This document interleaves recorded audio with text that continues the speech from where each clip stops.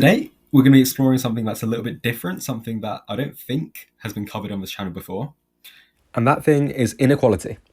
Inequality is a really interesting area of economics, especially in the last 10, 20 years, where a lot more data has been available for us to examine. And in this presentation, we'll be looking at in a bit more detail the disparity between ethnicities, especially in the labour market.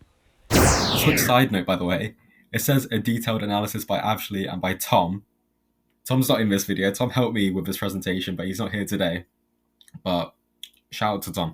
As a quick overview, the GEM report of 2019 found that, on average, ethnic minorities, despite having identical skills, qualifications, work experience, and cover letters, and even perfect English language qualifications, they needed to send 60% more job applications in order to receive as many callbacks as the ethnic majority in the UK.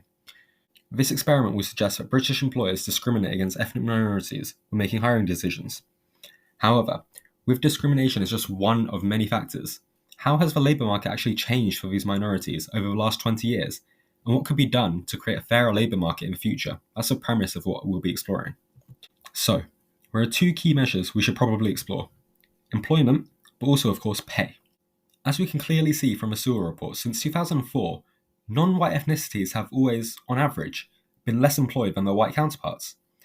Employment rates have increased by a few percentage points for both groups. However, the gap still remains large and thus no real significant change has actually taken place.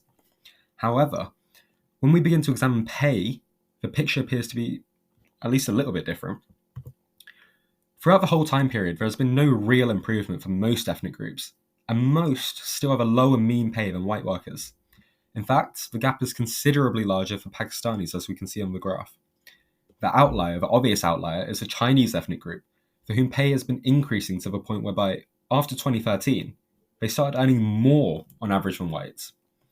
However, after doing a bit of detective work and reading from sources like China Daily and a report from Essex University, it became clear that geography always plays a factor, and for multiple reasons. Whether it be in restricting job opportunities, or we believe in this case, potentially skewing the data, because 40% of the UK's ethnic minorities, particularly the Chinese as we see, are disproportionately populated in London, and whereby wages are by nature higher, as are living costs. This means that many statistics that attempt to compare wages may be skewed, and that the gap in reality is even bigger than the gap that we observe. But which factors would explain these wages and these differences in employment? So perhaps, in the past, due to parents mainly being unemployed or in low-skilled, low-paying work, mainly urban areas, ethnic minority children were unable to access tertiary education, that being post-secondary, so things like universities and etc. This led to a lack of them owning degrees, which, a considerable larger amount of white people possessed. So they were then unable to access higher skilled and high-paying roles. That makes sense. As a result, they followed in their parents' footsteps, and the cycle just continued, as always. This particular case, it wasn't necessarily institutional racism in the workplace, but it was more likely to be an issue of the costs and the lack of accessibility associated with university. And while it may look or even sound poor, the percentage of ethnic minorities who are getting accepted into universities is now actually higher than that of whites. So, what I think, there may be a time delay on these statistics, with the employment rate and the wage rate for minorities increasing drastically over the next few years, perhaps, as these new students, graduate. Compared with their parents who, when they came over, they struggled with the language, they didn't have the skills, the qualifications, found it difficult to communicate, and therefore their productivity suffered, their employability suffered, and particularly in higher paying occupations, they just weren't seen as attractive labour. Recently, very recently, in fact, yesterday I was reading something about how universities are pushing to increase tuition fees up to around 24,000, or whichever the amount is that foreign students pay, increase it to that amount for domestic students. And, I'm sure that would have a large effect. Of course, it's as a percentage, so perhaps it would be worth exploring population numbers, but on the whole, this theory would marry up with the data from the Office of National Statistics, which shows that younger ethnic minorities who have had better access to education than their parents due to, a multitude of factors like the 2010 Equality Act, as well as generally improved social attitudes across the country. These younger groups are actually paid more than whites on average. So it makes perfect sense, and we'd suspect that a great reason for these poor statistics, especially in the past, would be attributed to how the average age of ethnic populations used to be so high, and we're only just about to enter the phase, or we've just entered the phase, where many of their children and their grandchildren, etc., are graduating, having benefited from the UK schooling system. However, again, we have to be skeptical because there's no data for whether these university places were accepted, whether they dropped out or didn't graduate, or most importantly, which course they actually applied for, which is quite relevant right now with the government and the Department of Education looking into removing these so-called poor value or low value degrees. As well as this, there could also be some information failure present, as there are loads of schemes and bursaries and things like this available to help pay for university fees, but whether students are aware that these exist for them to access is something different, meaning that these schemes and bursaries and higher education, all of this is underconsumed. As for entrepreneurs from ethnic minority backgrounds, the Sewell Reports Commission on Ethnic and Race Disparities found that there's a far more difficult and arduous process for gaining a loan.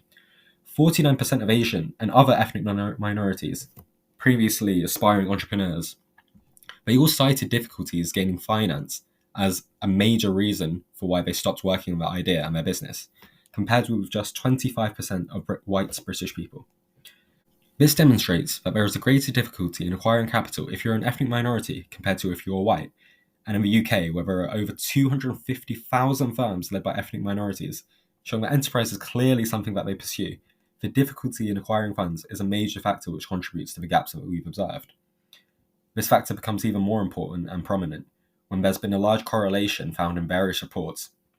There's a correlation between having a degree in the team, i.e., one of your founding members or key members in the team of a small business owning a degree, correlation between that and acquiring loans for small businesses. So, especially in the past where accessibility to these degrees wasn't as easy or as easily facilitated, that's a major reason for why we observe the inequality today. Hopefully, that should be improving with more and more ethnic minority groups entering university, as we've seen. But to begin with, the socioeconomic issue must be first addressed, and government intervention towards all ethnic minorities should then allow them to access goods and services like housing, higher education, so that then the cycle of unemployment or low-skilled or low-paying labour can be broken. To fix the education issue specifically, could we see a world where the government implements a similar scheme in England and Wales as we see in Scotland? In Scotland, you can gain free university fees if you have a citizenship there, and have also lived in Scotland for 3 years minimum.